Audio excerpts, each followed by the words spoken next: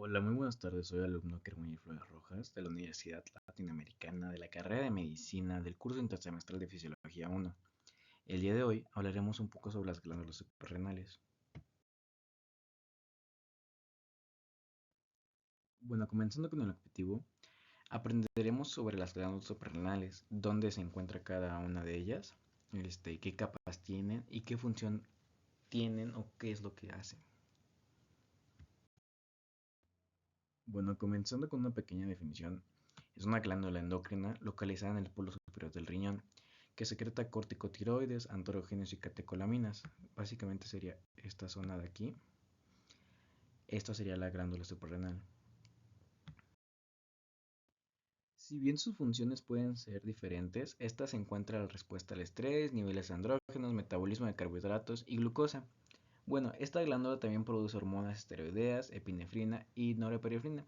Estas hormonas ayudan a controlar los latidos del corazón, la presión arterial y otras funciones importantes del cuerpo que se mencionarán más adelante.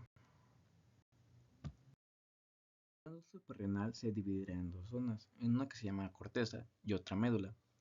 En la corteza encontraremos los mineralocorticoides, glucocorticoides, andrógenos, y en la médula los catecolaminas, que podrían ser la noradrenalina y la adrenalina.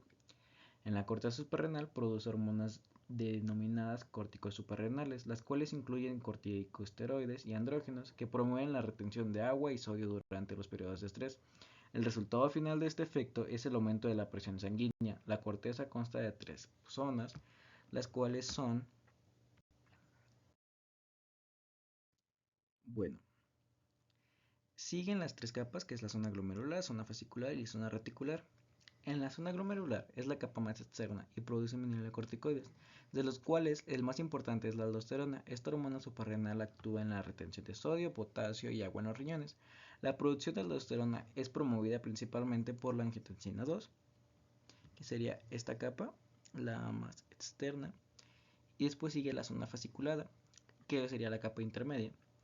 Y bueno, produce glucocorticoides, principalmente cortisol. Esta hormona estimula la gluconeogénesis, la síntesis de glucógeno y suprime la actividad del sistema inmune.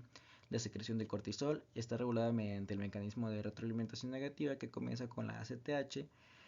Y bueno, como bien sabemos, la ACTH es la hormona adrenocorticotrópica que estimula la liberación de cortisol, el cual al alcanzar ciertos niveles de cortisol inhibe la liberación de esta de ACTH y por ende la disminución de la liberación de cortisol, que es esta de aquí. Y bueno, por último tenemos la zona reticulada. La zona reticulada es la más interna de todas y su función es producir andrógenos débiles, como la de hidropiandrosterona o DHE, que es más fácil mencionarlo así, la cual es luego convertida en testosterona, tanto en el sexo femenino como en el masculino. Y la secreción de DHEA también es regulada por la ACTH, y esta es la zona reticular.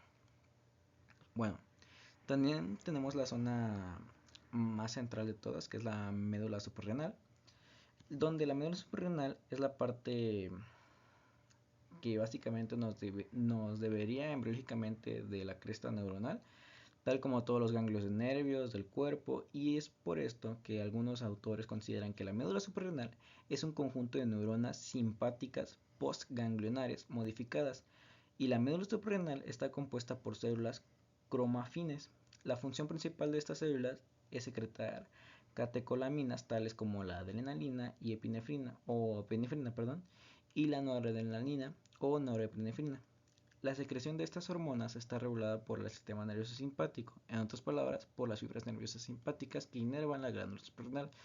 Estas fibras llegan a la médula suprarrenal a través de los nervios esplánicos mayores. El incremento en la liberación de catecolaminas ocurre durante el periodo de estrés. Dentro de los efectos de estas hormonas está la vasoconstricción, la cual aumenta la presión arterial, aumento de la frecuencia cardíaca y de los niveles de glucosa en sangre. Es por esto que esta médula suprarrenal es básicamente súper importante por todo lo mencionado anteriormente, sobre todo por la liberación de hormonas de adrenalina y noradrenalina.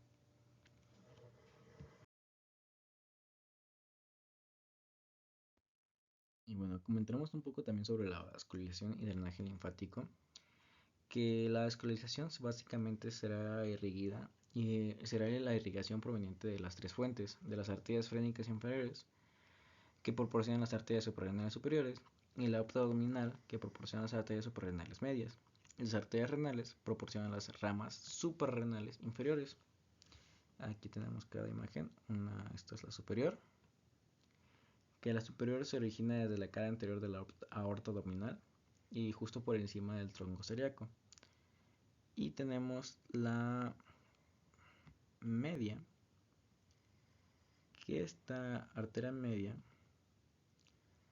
se origina directamente de la cara anterolateral de la aorta abdominal, cerca del tronco celíaco, y estas arterias tienen una mayor trayectoria horizontal hasta alcanzar el borde medial de la glándula por medio de sus ramas, como podemos ver aquí.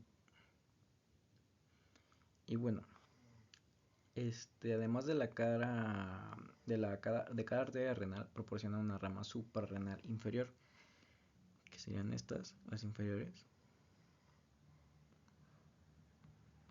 Y bueno, la arteria suprarrenal inferior izquierda transita en sentido vertical hacia la glándula, mientras que la arteria suprarrenal inferior derecha tiene un trayecto más oblicuo para alcanzar la glándula de este lado. Ambas glándulas desenvuelven sangre desoxigenada mediante una vena suprarrenal derecha y otra izquierda. La vena suprarrenal derecha posee un trayecto corto y horizontal para drenar directamente en la vena cava inferior. Sin embargo, la vena suprarrenal izquierda transita verticalmente para desembocar en la vena renal izquierda, la cual a su vez drena en la vena cava inferior. El drenaje linfático se dirige hacia los ganglios linfáticos paraórticos. Y bueno, básicamente sería como que su vascularización, y serían estas tres principales. Y como correlaciones clínicas tenemos el síndrome de Cushing. El síndrome de Cushing se produce cuando el cuerpo tiene demasiada hormona de cortisol durante mucho tiempo. Esto puede deberse a que el cuerpo produce demasiado cortisol o la administración de medicamentos llamados glucocorticoides que afectan al organismo del mismo modo que el cortisol. Y bueno, básicamente la enfermedad del Cushing es un aumento de cortisol. Este aumento del cortisol también se le puede llamar hipercortisolismo. Y bueno, las patologías de la glándula suprarrenal también pueden dañar o pueden hacer que tengamos síndrome de Cushing, y se pueden originar de la corteza o de la médula. Y bueno, como vimos, la corteza sería la glomerular, fascicular y reticular, y la médula suprarrenal sería pues básicamente el centro de esto, de la glándula suprarrenal. Y bueno, los adenomas de la glándula de la hipófisis pueden resultar en una hipersecreción de ACTH. El exceso de ACTH sobreestimula la corteza suprarrenal, lo cual resulta en el hipercortisolismo. Tanta ACTH estimula el cortisol. Al estimularlo, también ya nos provoca el síndrome de Cushing. Esta enfermedad es más predominante en personas jóvenes de sexo femenino. En algunas de las manifestaciones clínicas del síndrome de Cushing son los inmunosupresivos, o también puede ser la redondez facial, el aumento de peso alrededor de la parte media del cuerpo y la parte superior de la espalda, adelgazamiento de los brazos y las piernas y formación de moretones con facilidad. Y también el resultado de las estrías justo en donde comienza la panza o el estómago hacia arriba, y estrías en los senos o en los pectorales en caso de ser hombre. Algo que se me olvidó mencionar en la diapositiva anterior fue que el síndrome de Cushing sí tiene un tratamiento o un medicamento que es básicamente tratado por farmacológicamente o por cirugía. Bueno, seguimos con el feocromocitoma o FC, que es un tumor primario. Este tumor primario es de la glándula suprarrenal, y estos tumores son raros y provocan hipertensión que puede llegar a ser fatal. Estas neoplasias pueden afectar también el tejido cromafín fuera de las glándulas suprarrenales. La lesión provoca un aumento de la secreción de catecolaminas, la cual resulta en una respuesta simpática excesiva. La, la sintomatología asociada con la enfermedad incluye básicamente diaforesis, dolor en la región lateral del abdomen, ansiedad, temblores, taquirritmia, que son latidos rápidos e irregulares, cardiopatía, enfermedades del músculo cardíaco, y hipotensión postural u ortostática, que esto básicamente es la disminución drástica de la presión sanguínea al ponerse de pie. Esto debido a un incremento o una respuesta simpática excesiva. El feocromocitoma puede ser también tratado mediante una cirugía en conjunto con terapia de medicamentosa o de medicamentos farmacológicos. Y bueno, como conclusión tenemos que nuestro sistema endocrino está formado por un conjunto de órganos y tejidos que se encargan de regular funciones vitales para nuestro organismo a través de la liberación de distintas hormonas.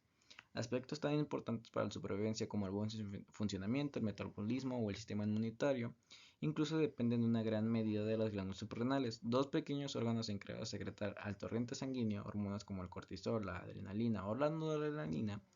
En este artículo te explicamos qué son las glándulas suprarrenales o en estas diapositivas y cuál es su estructura, qué funciones se desempeña en nuestro organismo y cuáles son las enfermedades o trastornos más comunes relacionados con el mal funcionamiento de estas glándulas.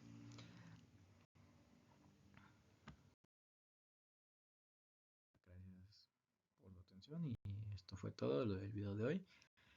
Y si quieren saber más, los invito a ver o leer la bibliografía, que es esto de Ken Hoop, y podrán encontrar más detalles sobre la glándula suprarrenal. Hasta luego.